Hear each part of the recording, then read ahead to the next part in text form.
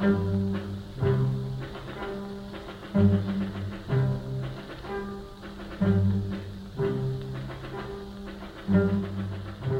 cette année 1948, les charges qui pesaient sur René Domange ont été abandonnées faute de preuves.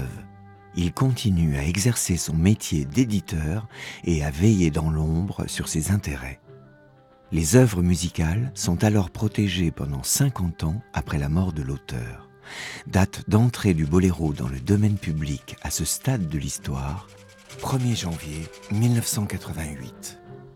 À Saint-Jean-de-Luz, Édouard Ravel coule une paisible retraite. Il a 70 ans, il n'a pas d'enfant et il se doit de garder intacte la mémoire de son frère. À qui transmettre le patrimoine du compositeur? En 1947, Édouard Ravel sollicite René Domange, donc directeur des éditions Durand, pour essayer de trouver une solution pour l'avenir concernant le Belvédère et les archives en vue d'un futur musée Maurice Ravel. Édouard hésite. Quel aurait été le souhait de Maurice? Il aurait voulu créer une fondation, mais il avait un frère, il n'allait pas le déshériter. Il l'a laissé comme héritier, mais en lui disant bien qu'il faudrait qu'il fasse quelque chose lui-même pour les jeunes compositeurs. La fondation voit le jour en février 1949. Elle est chargée de conserver les biens de toute nature ayant appartenu à Maurice Ravel. Mais qu'en est-il des manuscrits inédits, des partitions inachevées?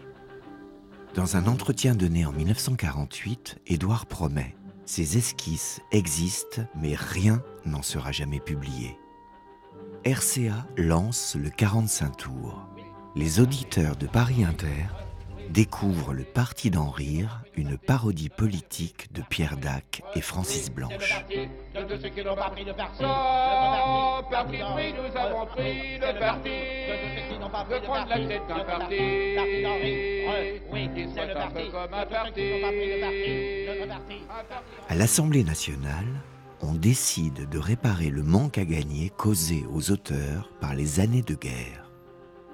Les conflits armés perturbaient tellement la vie sociale, la vie de la nation, qu'à ce moment-là, le droit pour chacun de bénéficier de la protection de son droit d'auteur était interrompu. Donc on rétablissait au fond la continuité en ajoutant des années. Donc on fixe des dates artificielles qui ne correspondent ni aux dates de l'armistice, ni aux dates du traité de paix, ni même aux dates des grands traités internationaux qui calculent ce qu'on appelle les dommages de guerre. On a fixé, on va dire arbitrairement, mais après d'âpres négociations, à 8 ans et 120 jours. La date d'entrée du boléro dans le domaine public est reportée au 1er mai 1996. Et le boléro devient mambo avec le Joe Roland Quintet, son vibraphone et ses congas.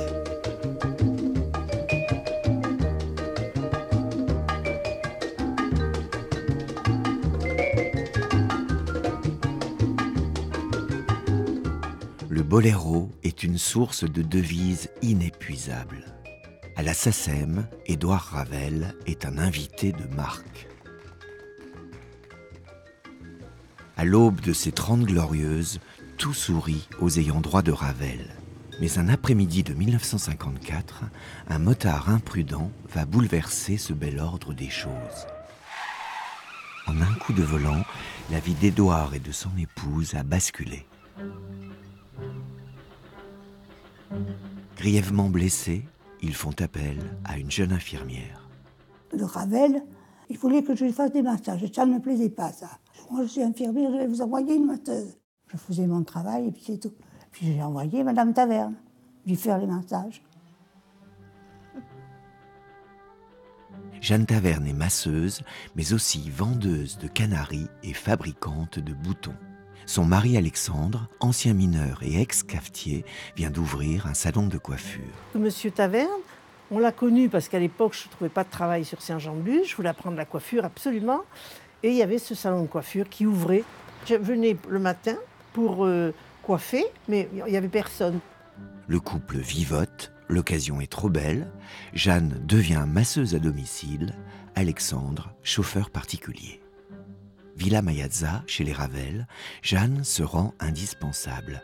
L'entourage s'inquiète. Méfiez-vous de l'intrigante. Elle voudrait évincer tout le monde pour avoir la main sur les deux. C'était la tête du couple. C'est elle qui disait on fait ci, on fait ça, oui, ça, je m'en souviens de ça. En 1955, Édouard prend une série de décisions. Au Belvédère, c'est Céleste Albaret, l'ancienne gouvernante de Proust, qui ouvre désormais aux visiteurs. Elle devient la gardienne du temple. C'est une idée de Robert Le Mal, un proche ami de Maurice Ravel, rencontré en 1928 au Belvédère, quand Maurice composait le boléro. À Saint-Jean-de-Luz, Édouard fait un don d'une somme d'1 million de francs et d'une rente annuelle de 200 000 francs à la Fondation Ravel. Alexandre Taverne est un des 2 témoins d'Édouard. Angèle, l'épouse d'Édouard, ne se remettra jamais des séquelles de l'accident. Elle décède en 1956. Le concierge de la Villa Mayazza écrit « Après le décès de Madame Ravel, Monsieur Taverne est rentré seul. Il m'a déclaré que dorénavant, c'était eux qui s'occupaient de tout à la villa. Le docteur Le Mal y passe quelques jours en août et prend des notes. À ses yeux, à son maintien, je conclus rapidement qu'il se trouvait sous l'effet de la morphine. À peine 6 mois après la mort de son épouse, Édouard vend la Villa Mayazza au couple Taverne. La transaction est conclue pour 5 millions de francs, cette fois-ci hors la vue du notaire. Avec quel argent il aura acheté? C'est pas parce qu'ils travaillaient qu'ils pouvaient avoir cet argent-là, c'est pas possible. C'est des gens qui n'étaient pas... C'est clair que c'est une donation déguisée, hein. Pas plus, tout simplement. En 1957, le boléro est de nouveau à l'affiche, cette fois-ci au Mexique. C'est l'histoire d'un cireur de chaussures tombé amoureux d'une danseuse de cabaret. Au Pérou, avec Andrés de Colbert, le boléro prend des allures de salsa.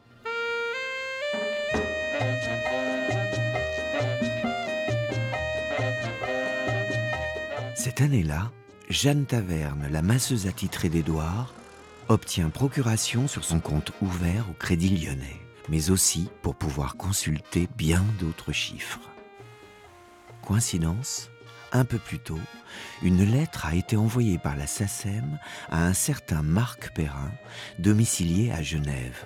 Elle l'informe que le seul héritier de Maurice Ravel est Édouard Ravel, son frère.